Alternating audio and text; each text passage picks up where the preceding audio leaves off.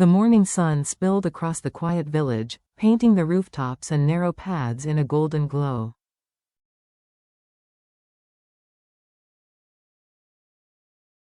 Its warmth carried a promise of peace, the kind of peace James and Diep had longed for.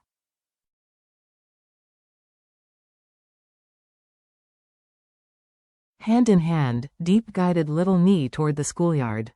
The girl, once shy and timid, now ran freely to embrace her teacher.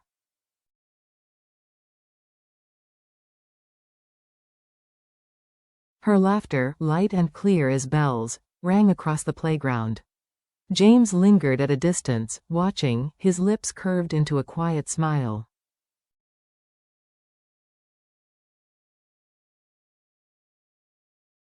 He remembered how Nee once clung to Diep's dress, too afraid to step away.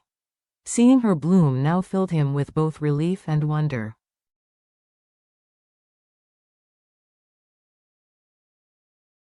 "She's getting used to it here," James said softly, as if speaking the thought aloud.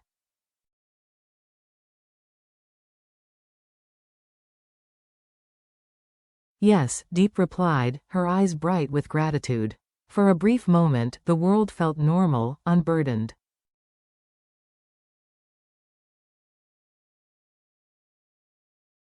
But James had other plans for the day.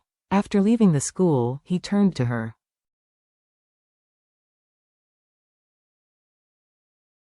"This morning, let's look at tiles for the new house. I want it to feel safe, clean."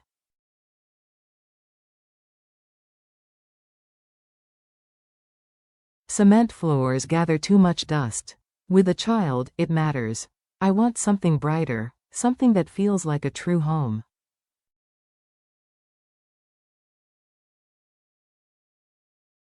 Diep's eyes softened. She knew how much care he poured into every choice, not for himself, but for her and little Nee.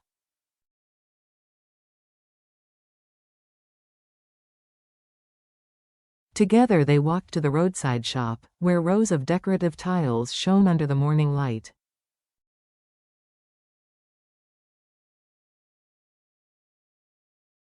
"Welcome," the shopkeeper greeted warmly. "Looking for tiles? We have many designs."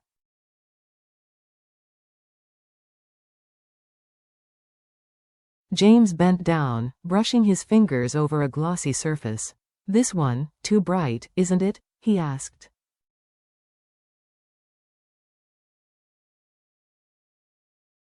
Diep smiled gently. "I like the darker shade. It feels calmer."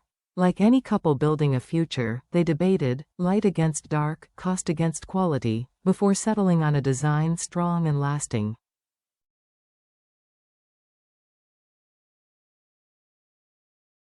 The shopkeeper measured, calculated, 60 square meters, 9 million dong. James did not hesitate.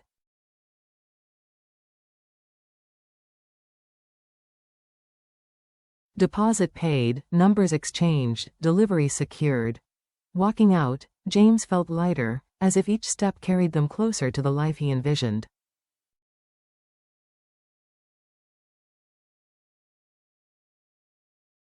But their errands weren't over. At the furniture shop, Diep's hand lingered on the polished doors of a wardrobe, her eyes catching the glow of the wood.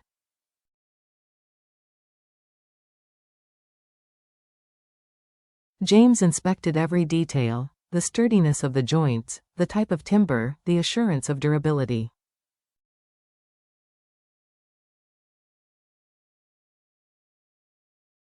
They chose a tall wardrobe, a sturdy oak bed, and a simple table. Small purchases, perhaps, but to them, they were fragments of a new life.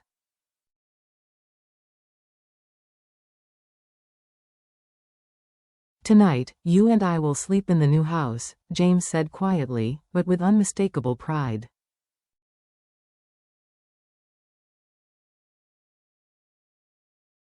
The words struck Diep with a rush of emotion. The old house, shelter, hardship, memory, had defined so many years of her life.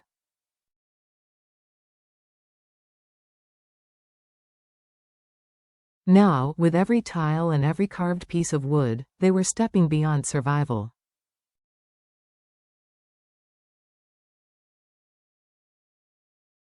They were stepping toward hope. Yet beneath that hope, a shadow stirred in James's chest, an echo from the past he dared not acknowledge.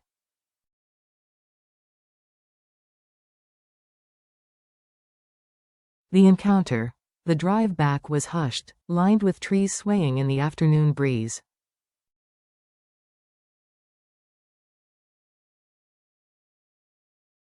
Diep leaned against the window, eyelids heavy, while Nee dozed peacefully in the backseat.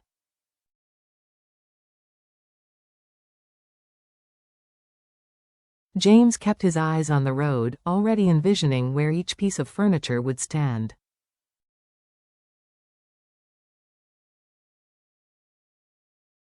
Then, suddenly, he slowed the car near the old market. His gaze had locked onto a figure walking along the roadside.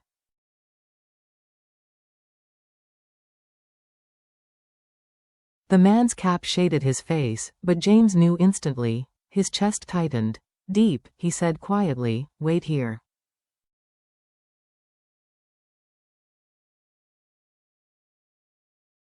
She looked up, startled. "What is it?" James opened the door and stepped out, each stride heavier than the last.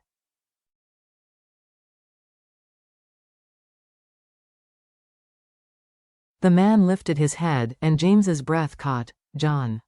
His voice was sharp with disbelief.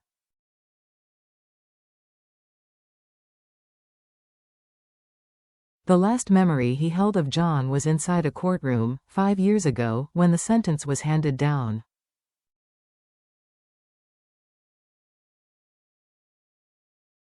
John should still be behind bars.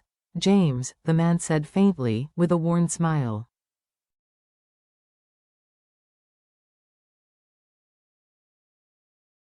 "It's been a long time." James froze.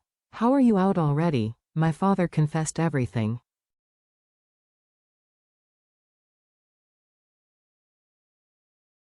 "He gave up the company, the wealth. He paid the price. That's why I was released."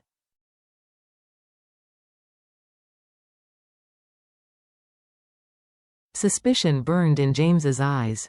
"And you expect me to believe that? After everything, the lies, the schemes, the pain? Do you think I'll trust you again?"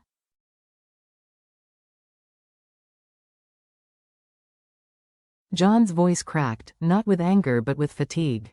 "I have nothing left. My family is gone, scattered.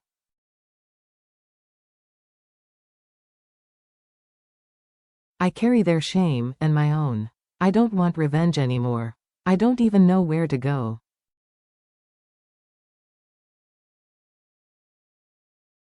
James studied him. The memories were raw: betrayal, sleepless nights, scars etched deep.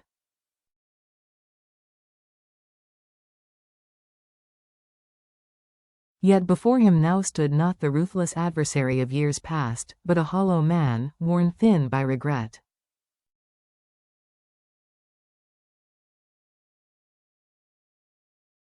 Still, James's voice was iron. "Listen to me, John. If you touch Diep, or my family again, I won't show mercy.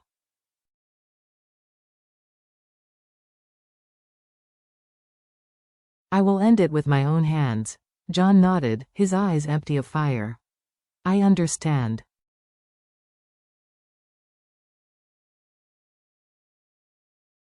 "I don't ask for forgiveness. Only a chance to live without hatred." Behind them, Diep stepped from the car, her breath quickening.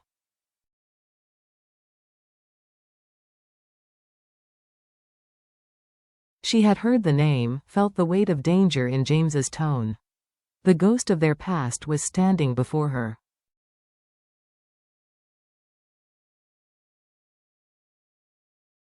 The choice. That evening, James wrestled with the decision. "He has nowhere to go," he murmured.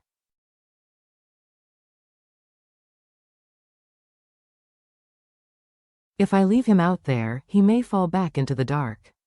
But if I let him in, I put us at risk."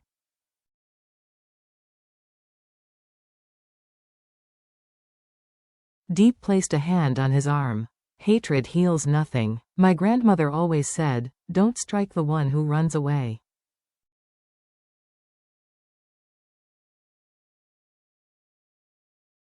It is mercy that brings true change. Perhaps he deserves one chance, not for his sake, but for ours.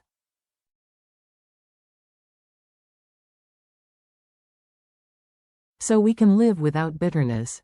James admired her compassion but feared it would be her undoing.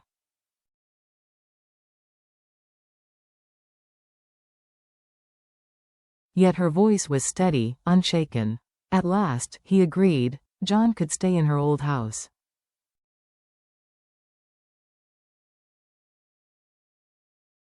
Not theirs anymore, not truly.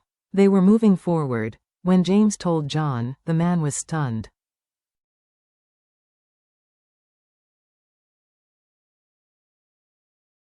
You would do this for me? Don't mistake kindness for blindness, James warned.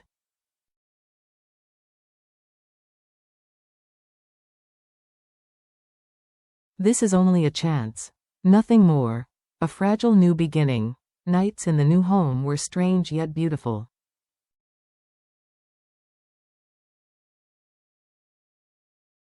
Fresh paint on the walls, the gleam of wooden floors, the gentle hum of crickets.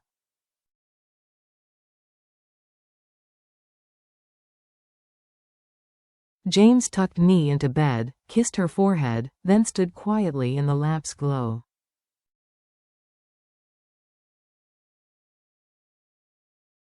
Diep wandered through the living room, fingertips grazing the smooth new table. It feels like a blank page, she whispered.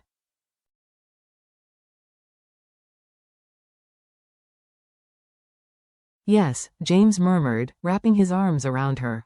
No shadows, only us. But even as he said it, the thought of John lingered.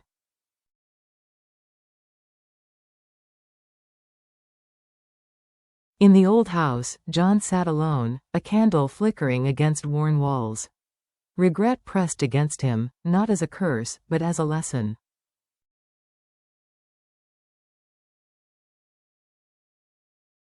His whisper was almost prayer-like. Thank you, James. Thank you, Diep. I won't waste this chance.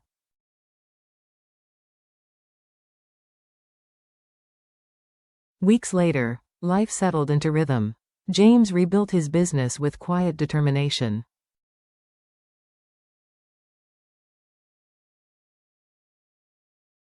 Diep filled the home with warmth. Me's laughter returned to their evenings. From afar, the old house was no longer abandoned.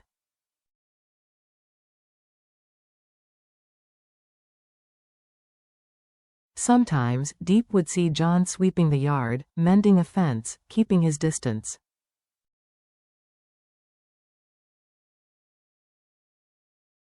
Slowly, his face softened, his shoulders less burdened. One evening, as the sun dipped low and painted the fields gold, James stood on the porch of their new home.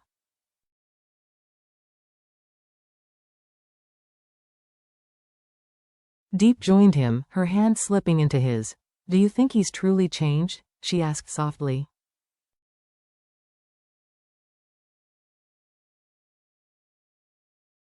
James exhaled. I don't know. But for the first time, I don't feel anger when I think of him.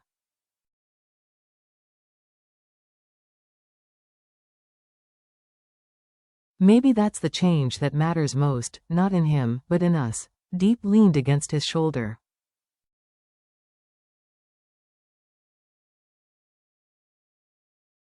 Then let the past rest. We have our future. The lesson. Their story is more than survival, more than reconciliation.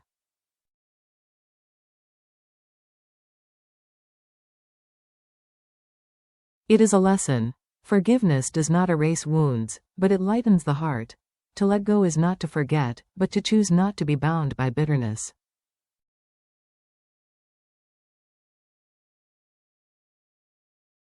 Redemption is possible, not because it is deserved, but because someone dares to believe in it.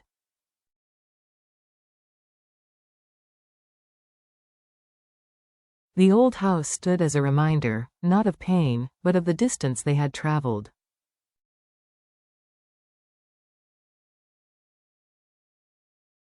And in that reminder lay the strength to begin again.